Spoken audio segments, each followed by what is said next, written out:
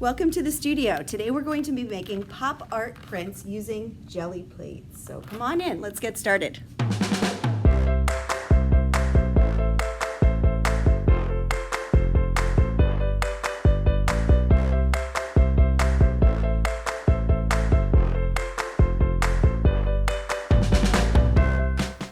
The supplies you'll need to gather include a jelly printing plate, and if you don't have one of these, you can look up recipes to create your own.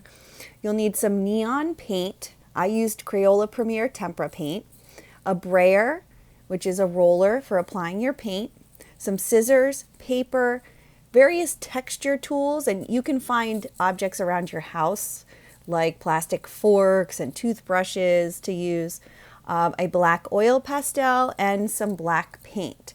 Now you can use black tempera paint, or you could also use a more permanent India ink if you're really careful. Now let's begin with the jelly plate and the neon tempera paints and the brayer. The first step of this project is going to be to create some layered prints. So we're going to create 2 layers, so a print on top of a print. For the first layer, what I'm going to do is I'm going to choose 2 colors. I'm going to put them on opposite sides of my printing plate, and I'm going to spread them out to create a really pretty blend of the colors. It's important to just use a little bit of paint. When you're doing 2 colors, you could blend each one, spread it out, and then just slowly start blending the second one into the other towards the middle, just very gently. Once you've covered it, apply your first sheet of paper, give it a good massage so that you can transfer all of the paint onto your paper and peel it off. I was purposeful in my color choices. I knew that I'd get a really pretty purple if I used the blue and the red. Cleanup in between prints is really easy if you have some baby wipes. After you make a print, just take a baby wipe and wipe it down and continue printing. So now I'm going to move on to creating another layer on top of my first one, and I'm only going to choose 1 color this time because my focus is going to be on creating texture. Remember, a little paint goes a long way, and be sure to spread it out evenly. Then take your tools you have for creating texture and drag them through the paint. No worries if you make a mistake, you can just take your roller and roll the paint right back over and try again. If you do like it, take your first print, lay it right on top, give it a good massage, get all of that next layer paint right on top, then peel it off and reveal your masterpiece. Then I'm just going to take a baby wipe, clean it up, and I think I will make a few more prints.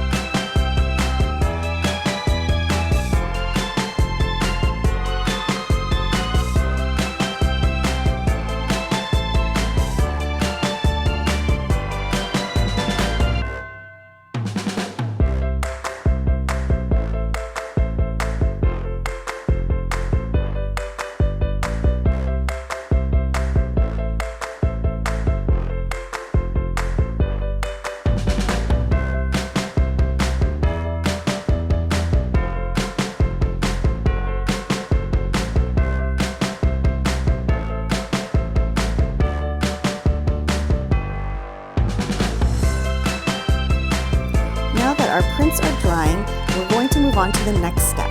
We're going to create some stencils or very simple shapes of some objects that you'd like to create on top of your prints. Just think of some of your favorite things. Maybe your favorite food is a good one, favorite animals, or even something really simple. I'm going to use a cup to create a circle, and a circle can be many different things, so that'll be an easy one. I'm also going to use some shapes like stars and hearts to create some stencils as well. And you might notice I'm not too concerned with erasing. It doesn't have to be perfect. We are going to cut these out. And like I said, these will just be stencils or templates. So if they get extra lines or mistakes on them, it doesn't matter. It's not part of our final artwork. I am also using a thicker paper, like an oak tag, but any kind of thicker paper or nice thick construction paper or drawing paper will work. You just don't want it to be too thin because it could tear when we use it as a stencil. So go ahead and cut out all your shapes that you made once you're finished drawing them.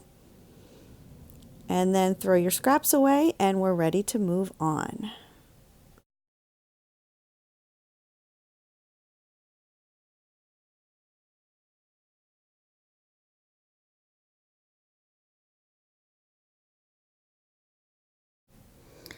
Then go ahead and take your dry prints, decide which one you're going to start with and which of your stencils you're going to use.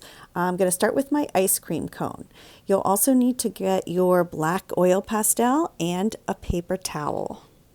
Once you've decided where you'd like to place it, you're going to hold it still and you're going to color from the stencil outward and onto your paper. So you want to make sure that when you're doing this, you're coloring both on the stencil edge and on a little bit onto your print too. You don't want to leave any gaps in between. Use your other hand to keep it still. Once you've filled it all in, you're going to take your paper towel, kind of roll it up and spread out from the stencil out onto your paper outward. You're just blending it and softening that line.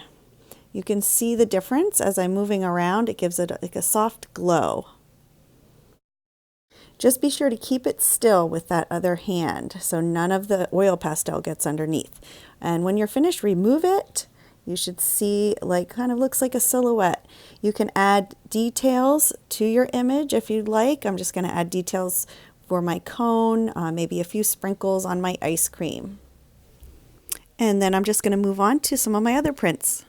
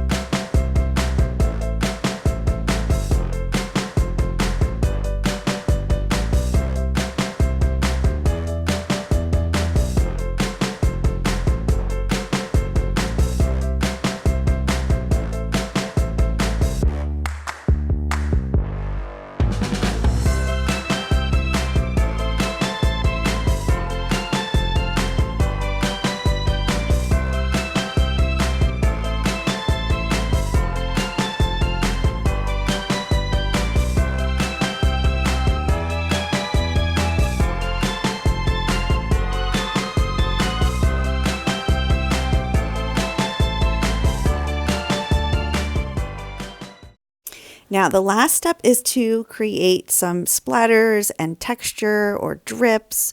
with some really watered down black paint, or like I said, you could also use some India ink to give it a really dark, rich color. You just have to be careful because it is a permanent ink. So I'm just going to practice on a scrap piece of paper with some of these tools that I have laying around, sponges and forks and toothbrushes. Here's a little dropper, and that way I can kind of get the feel for how it's going to come out and what I want to do to add one final touch of texture to my masterpiece.